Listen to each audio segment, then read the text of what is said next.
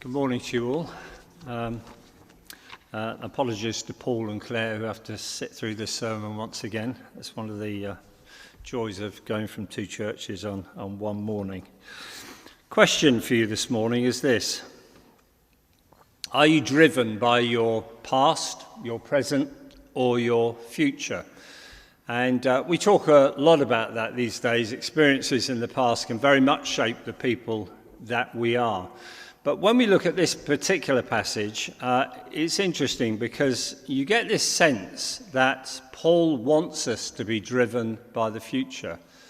We all have memories and issues to get through, but he wants us to be driven by the future. And that's what he himself did. He underwent appalling hardships during his travels, but he pressed on because the goal that he believed in lay in the future. And so this morning we're going to be talking about the life to come, the next life, reflecting on what it will be like, but also whether that prospect of being with Christ is the driving factor in our lives. Now, I wonder how you imagine the next life. Christians often talk about the joys of heaven and the fires of hell, but do you imagine it in any more detail than that? I used to get very confused about this because Jesus said there will be no marriage in heaven. That's kind of we're all going to have single beds and it's going to be different. And I had a dream. It may have been a vision actually, but in my dream I saw Trevor and Hazel Kenny. No, sorry, not Hazel. I saw Trevor Kenny. Now I was at the gates of heaven. I was with St. Peter. And there was Trevor, but not with Hazel. With him was this kind of reptilian-looking kind of monster that was just so ugly and drooling and horrible. And I turned to Peter and I said, "What's going on here?" And St. Peter said to me, Trevor, he used to pull the wings off butterflies. And then in my dream, I saw Mike Turner. And he also was with one of these reptilian horrible-looking creatures drooling at the mouth and so on. And I turned to St. Peter, almost guessing what the next thing was going to be. And St. Peter said to me, "Yeah, I'm afraid Mike, he used to pull the wings off butterflies." And then I looked a bit further and I saw Peter Earlham. But Peter was with Brenda. And I turned to St. Peter and I said, "What's going on there?" And St. Peter said, "Oh yeah, Brenda, she used to pull the wings off butterflies."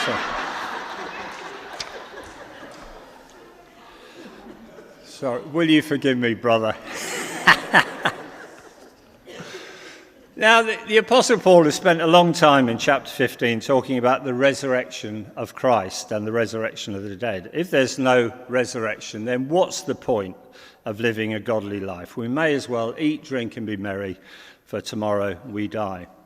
And now in these verses 35 to 49, he tries to describe what the life to come is going to be like. Ultimately, he is describing the indescribable. So it's not a detailed picture, but he offers some clues about resurrection bodies. And you can refer to the text back in your leisure, but let me pick out some of the main points I think he makes.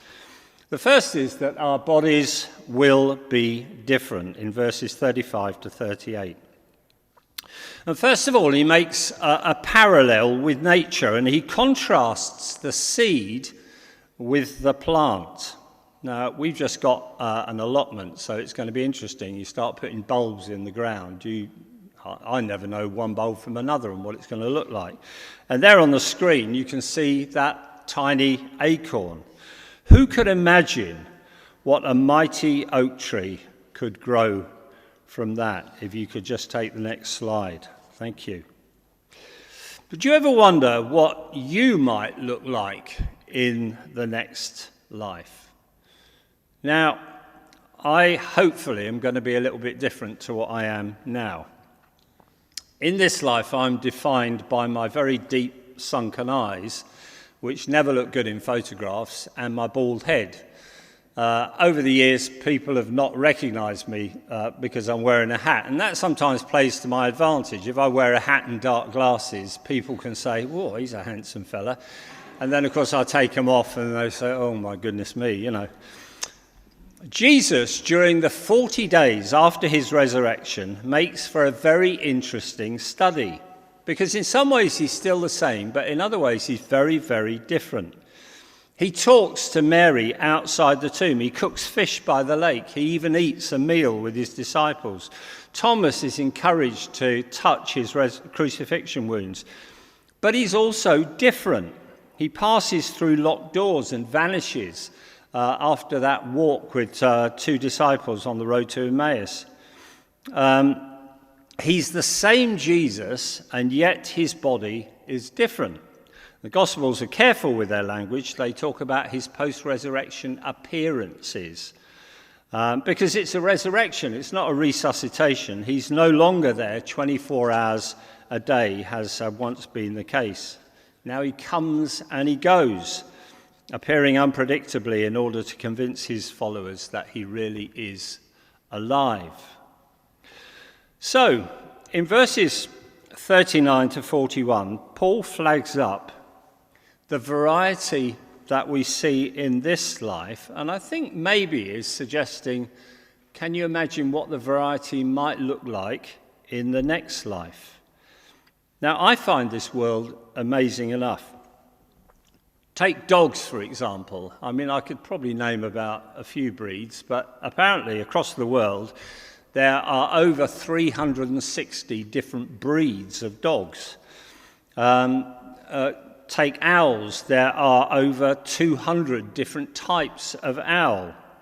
There are 3,000 species of snake, and more depressingly and frighteningly, there are 45,000 different types of spider. Goodness knows how Noah found them all and got them on the ark.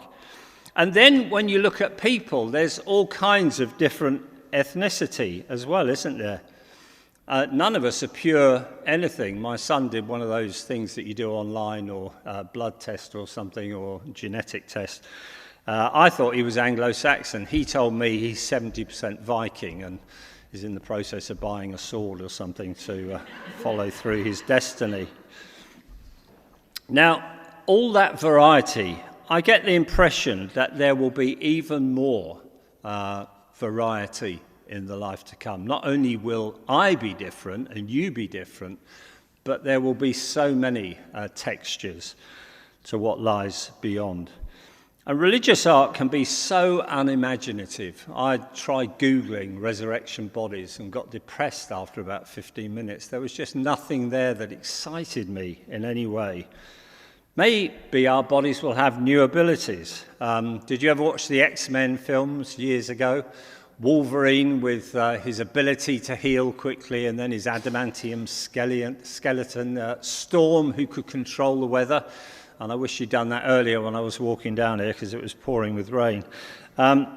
Just amazing. Wouldn't it be exciting if our bodies actually began to have new powers so that we could show God off to his new creations in the future? No more walking sticks, no more glasses, no more limitations.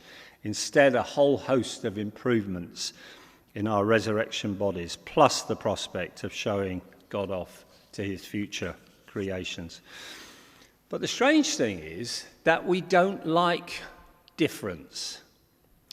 The history of our human race is about small-minded tribalism and large-scale violence. We seem to prefer people who are like us, rather than broaden our minds by embracing difference. When I was a minister in East London, the majority of my church members had come from Jamaica, some as far back as the very late 40s and early 50s. And they told me their stories, and you know these stories of discrimination and rejection, sometimes even violence. They were good people, they were hard-working people, but they were not well received when they came to this country because they looked different. And if you're not familiar with that, try watching Three Little Birds, which I think is still on BBC iPlayer. I had a church member Her name was Annie. She was in her 60s. She was a white woman. We also had people in the church who were black. And on one occasion when I visited her, she said to me, all this immigration is destroying our country, all these black people coming in. And I said to her, well, what about Kathleen Thomas? And she said to me, well, I know Kathleen. And I wanted her to kind of follow the logic of that through in her head, that once you get to know people, you begin to see them differently. But sadly, we push people away. We used to have church lunches quite regularly up in London, and people would bring their favourite national dishes. And after the service, we would eat each other's food, acclimatising our palates to an array of amazing flavours. I didn't love all of it, but some of it was great and so different. And it's interesting, that thing about eating. Did you know that the word companion literally means somebody that you eat bread with? Well, we found food was a wonderful way to expand our minds and build bridges with people who were different to us. Unlike us, God loves difference. And it looks like we're going to get even more of it in heaven. So we may as well get used to that now. So firstly, difference. And then secondly, our bodies will be enduring. I hesitate to use the word immortal, although immortal it will be. But I like that word, enduring. Now, in verses 42 to 44, he spells that out for us. Years ago, somebody said to me that when I reach my mid-50s, the rot will begin to set in. At the time, I was 50 years old. I still had a bit of muscle tone and looked a bit mean. But by the age of 55, I was on the slide and developing bingo wings and having to work hard to stay still. Life is kind of cruel like that, isn't it? It takes years for us to stand on our own 2 feet. And then in our mid-20s, we're looking great. And then as we get older, we begin to feel a whole host of chronic pains. Hands up those who are in pain this morning. See, I have chronic back pain. I can't think of a time when I can't feel that in my back. We used to have a lady in the church who, when we went there, she was 80 years old and she dropped her keys one day and we sort of gasped as she went to bend down and pick them up. But she was fine. She picked them up. She's still alive. She's 98 now. She's developed a stage whisper and she gives a running commentary on how the service is going, which is usually not very well. And the whole church can kind of listen to this stuff. It's kind of embarrassing what potentially we become. It feels like we peak far too early and then we drift into a long, meandering demise. We accumulate so much experience and wisdom and even responsibility over the years, but then young people see people like me as dinosaurs, out of touch with the real world. Their world doesn't involve cash anymore, or the BBC even, or now Facebook. I mean, that's history, isn't it? And they look at you blankly when you talk in feet and inches rather than centimetres. Oscar Wilde had a point when he wrote that there are only 2 important things in life, youth and beauty. But, says Paul, the future is mind-blowing. And I apologise for the picture. It was the best thing I could get out of Google. It always has to be a young person, doesn't it? Aging and decay will be history, for our new bodies will be powerful and beautiful and immortal. Just in passing about this, Christians debate whether it will be a level playing field in the next life. Maybe 1 Corinthians 3, 10 to 15 would be an interesting study. Do those who live faithfully and serve diligently get rewarded with more, perhaps bodies with greater capacity? The text isn't explicit, and that debate can wait for another time. And finally, the challenge, therefore, to embrace this future that we have before us. How does it make a difference to us now? Verses 45 to 49, it's hard to kind of wade your way through the wording of Paul there, but I think this might be what he was trying to say. Paul suggests a logical development, the physical first, then the spiritual. The first Adam became a living being, the second Adam, Jesus, a life-giving spirit. Our origins are limited, but our destiny is beyond imagination. Our focus can either be on the familiar now or on what's yet to be, on what is temporary or on what is permanent. Now, it can be hard to work that out. We are physical beings, after all. We live in the now. We all need to eat and drink, to sleep, to wash our bodies and our clothes. If we have children, we've got to attend to their needs. We can't actually drop out of life. But what we can do is to embrace the way of life that Jesus taught us. Love, kindness, gentleness, patience, helping others to experience God's love. And this is the thing that could get lost when you do a sermon like this. We have a responsibility too to see that we're contributing to a better world and that we address the evils that there are in the world around us. And sometimes following Jesus can mean addressing and challenging those evils in the present life that we're living in. Well, thank God for people who did that throughout history. I was reading back through what life was like 200 years ago. And end of the 18th century, you'd seen the French Revolution, and then in the vacuum that was left, Napoleon seized power, and then we had the Napoleonic Wars in Europe, and it all came to an end in 1815 with the Battle of Waterloo. Now, that revolution that had happened in France had its ripples, and people in this country were unsettled. They didn't feel the way that life was, the kind of old feudal system that they had, was good enough, and they wanted to see some changes. And the powers that be feared that there would be a revolution in this country as well. And here's some interesting details. In 1817, well, go back before 1817, did you know that 11% of the male population of this country had the vote? Only 11%. Women didn't have the vote for another 100 years, but only 11% 200 years ago. Then in 1817, there was a petition signed by 750,000 working-class people saying that they wanted better representation in Parliament, and it was flatly turned down by the government. 2 years later, in August 1819, and Peter will know this bit of history, 60,000 people gathered in St. Peter's Field in Manchester to protest publicly at their working conditions. The local magistrates overreacted. They sent in the local yeomanry and the 15th Hussars, and swords were flashing. 15 people died and over 600 were injured. And recalling the Battle of Waterloo 4 years earlier, a local paper dubbed it the Peterloo Massacre. The government's response to this was to tighten the laws against political gatherings. And the whole century that followed was the Tolpuddle martyrs, the birth of unionism, people like Karl Marx talking about religion being the opiate of the people. What doesn't get remembered, 1817, 1819, but in 1818, the government was keen just to kind of calm things down. And so what did they do? They gave £1 million to us, the Church of England, to build 50 new churches. Churches were a lot cheaper in those days, weren't they? But why would they do that?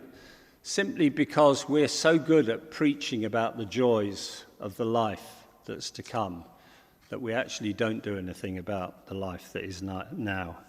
And the church had that tendency to ignore present suffering.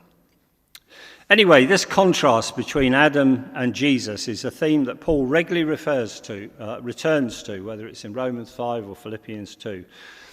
And you can picture it in very simple ways in terms of two gardens. In Eden, the Garden of Eden, Adam, told by the serpent that eating the fruit would make him a god, gladly succumbed to the temptation. In Gethsemane, Jesus, tempted to bypass the way of the cross, resisted resolutely with sweat like great drops of blood.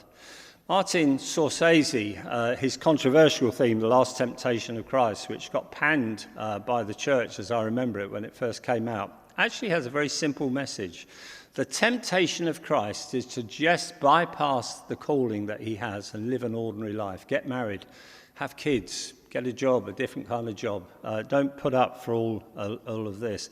And it becomes a powerful temptation, yet ultimately he resists it and treads the way of the cross.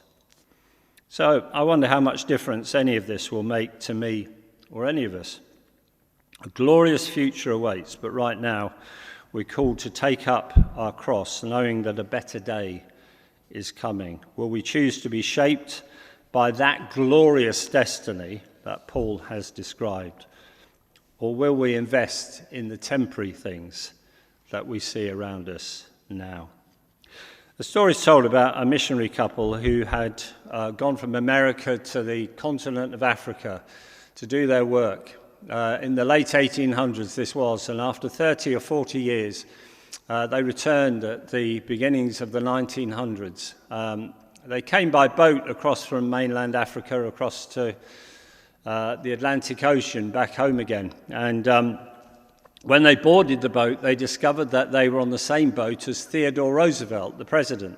He had just been in Africa for a few weeks, shooting elephants and things that don't get good publicity these days. But while the boat was travelling, everybody wanted to make the acquaintance of the president. And he was the show for the day. The missionary couple kind of observed what was going on.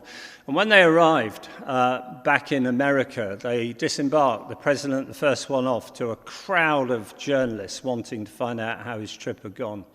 And the missionary couple just quietly disappeared into the town.